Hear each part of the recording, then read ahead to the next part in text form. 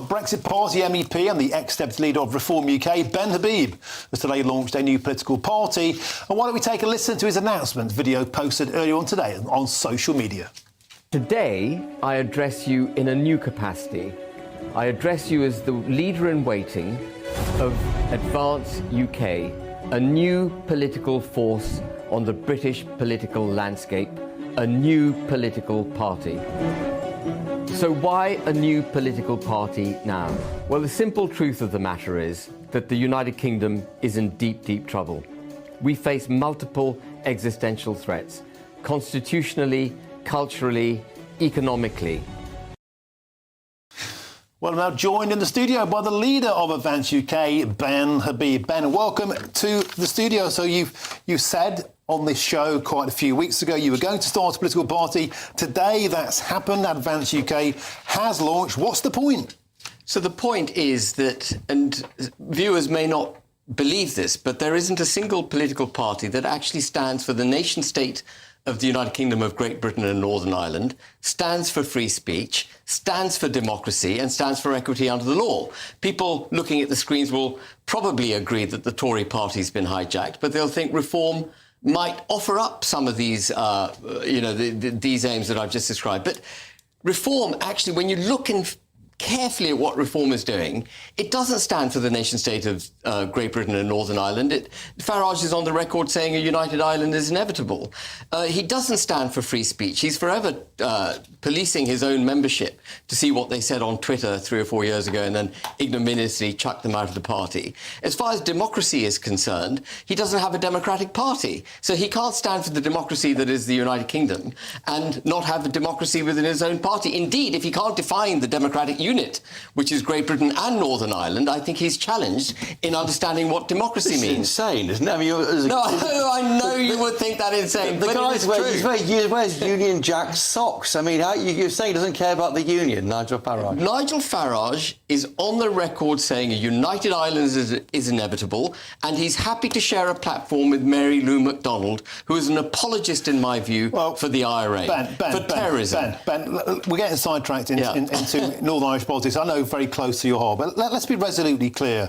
There have been thousands and thousands and thousands of responses to your launch video today. It has to be said, a lot of people who would ordinarily support you are saying a common thing. Ben Habib, what are you doing? You're going to split the vote.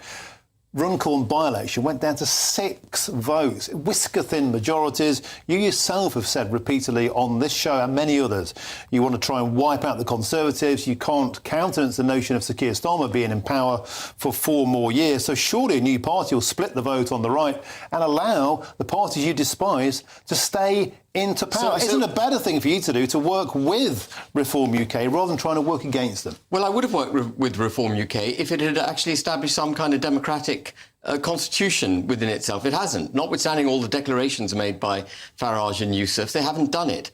But just addressing your splitting the vote point, we're 4 years away from an election. The key is to set the direction of travel and the policy agenda that is required to save the United Kingdom. So it's a pressure group? It's not a pressure group. That's the first step. Then we get to the electoral mathematics and the electoral strategy and how you deal with that to ensure that Labour are ejected and you get the kind of government which will deliver the policies to which I just referred. And moreover, I have set a target, a minimum target of 30,000 members that we have to achieve, which, by the way, is about the same number of members that Reform had just before the general election last year. So it's a sizable number of people which you can count on to campaign around the country and so on. I've set that as a target, in part because I want the British people to validate my belief that we do need a new political force, and we won't become a fully fledged political party until I get that validation from the British people. This party is by the people and for the people. That might sound a bit quiche, but it's absolutely the fact. This party is a gigantic ego trip for Ben Habib, isn't it? I know Nigel Farage. You'll know Nigel Farage. He's someone who has fought and lost 8 by-elections. He's got the scars on his back going back 2 decades on Brexit. He's fought for the nation state. He is the challenger brand. Why are you splitting the vote, as Martin said? The persona of Nigel Farage is great. The reality is not so good. He is taking into his party a whole load of Liberal Democrats, Labour councillors, a former left sort of lefty Tories. Farage is the most brilliant campaigner. He's the most brilliant political expedient. But he doesn't have a joined-up political philosophy. He doesn't have a coherent philosophy. So why don't you join up with him and get that job? Because until very recently, you were colleagues and associates, and you were in Brussels with him. Surely the best thing to do is be inside the tent. Martin, I've been on this show, and I've said I would give Farage a big cuddle and a kiss if he wanted, in order to do the right thing for the country. He can have a cuddle and a kiss whenever he wants. It's not about me or him. It's about getting the right agenda for the country.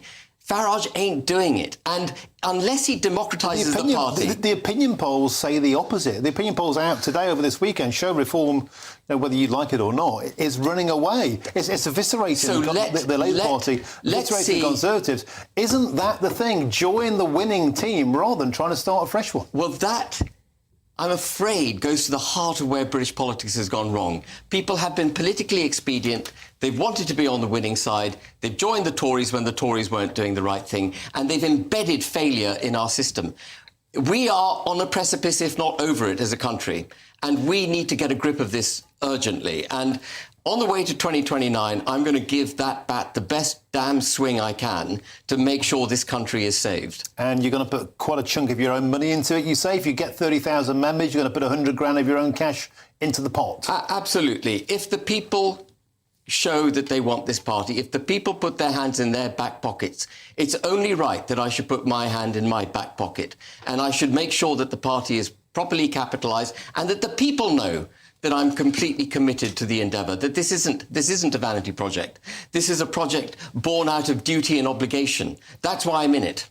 Can I ask you a quick question? What's the structure? Do you own all the shares or the majority shares? No, it is a company limited by guarantee. Same as the thing you criticise Nigel Farage for doing. No, precisely the opposite. Reform UK is a company limited by shares, and the shares were largely owned by Nigel Farage. And even now he has complete control of that company. We have a company limited by guarantee, which is a non-profit company where the members will control the party. And by a simple majority of the members' vote, they will be able to remove any board director, including the leader. It's fundamentally democratic. But where it really differs, and I think this is, in a Trumpian way, if I may say, beautiful about the party, is that it has something called a college, which will number up to 100 people, all of whom will not be honest, none of whom will be getting a penny from the party. They have to do it because they believe in it. They won't be elected officials. They can't be bought off by this agenda or that agenda.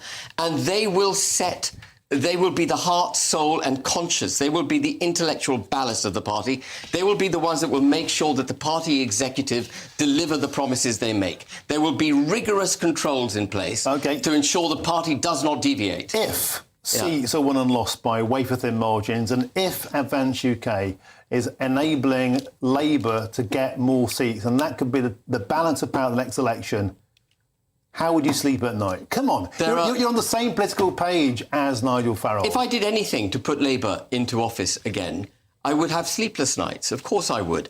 But what we've got to do is have made every effort to do what's right for the country.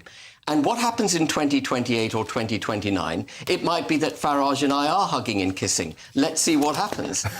OK. Well, we can live for miracles. Ben Habib, the leader of Advance UK, thank you very much.